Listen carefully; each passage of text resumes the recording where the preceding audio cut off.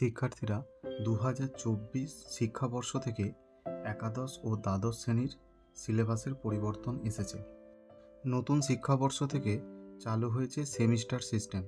একাদশ শ্রেণীতে প্রথম সেমিস্টারের পরীক্ষাগুলি সংগঠিত হবে।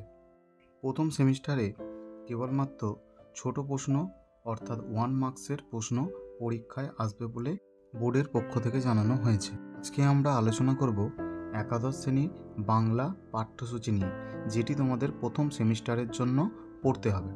সিলেবাসে প্রথমেই আছে বাংলা গল্প পুঁইমাচা, বিভূতিভূষণ বন্দ্যোপাধ্যায়ের লেখা। এখান থেকে 1 নম্বরের 8টি প্রশ্ন পরীক্ষায় আসবে।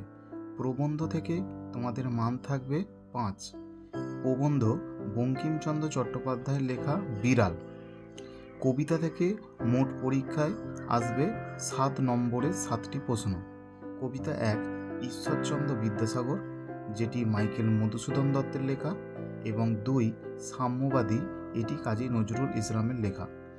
আন্তর্জাতিক গল্প থেকে পূর্ণ মান পরীক্ষার জন্য নির্ধারণ করা হয়েছে 5। এখানে আসবে বিশাল ডানোয়ালা এক থুরথুরে বুড়ো, একটি আন্তর্জাতিক গল্প। গাব্রিয়েল গার্সিয়া মার্কেজের লেখা, এটি অনুবাদ করেছেন মানবেন্দ্র বন্দ্যোপাধ্যায়। এছাড়া আছে ভারতীয় কবিতা। কবিতাটি হলো চারণ কবি, লেখক ভারভারা রাও, অনুবাদ করেছেন শঙ্খ ঘোষ। এছাড়া আসবে ভাষা, যেখান থেকে পরীক্ষায় নির্ধারিত পূর্ণমান 10। এখানে সিলেবাসের মধ্যে দেওয়া হয়েছে বিশ্বের ভাষা ও ভাষা পরিবার, বাংলা ভাষার উদ্ভব ও ক্রমবিকাশ, ভারতে প্রচলিত ভাষা পরিবার, বাংলা ভাষার বৈচিত্র্য। শিক্ষার্থীরা, তোমরা যদি চ্যানেলে নতুন হয়ে থাকো তাহলে অবশ্যই আমাদের চ্যানেলটি সাবস্ক্রাইব করে রাখো। ধীরে ধীরে আমরা আমাদের চ্যানেলে সম্পূর্ণ সিলেবাস আলোচনা করব এবং গুরুত্বপূর্ণ ছোট প্রশ্নগুলি ভিডিওর মাধ্যমে প্রকাশ করব।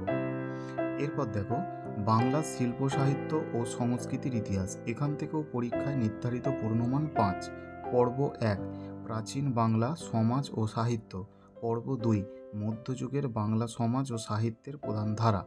এর মধ্যে থাকছে শ্রীকৃষ্ণ কীর্তন, বৈষ্ণব পদাবলী, চৈতন্য ও চৈতন্য জীবনী, মঙ্গল কাব্য, অনুবাদ, ইসলামীয় ধারা, শাক্ত পদাবলী।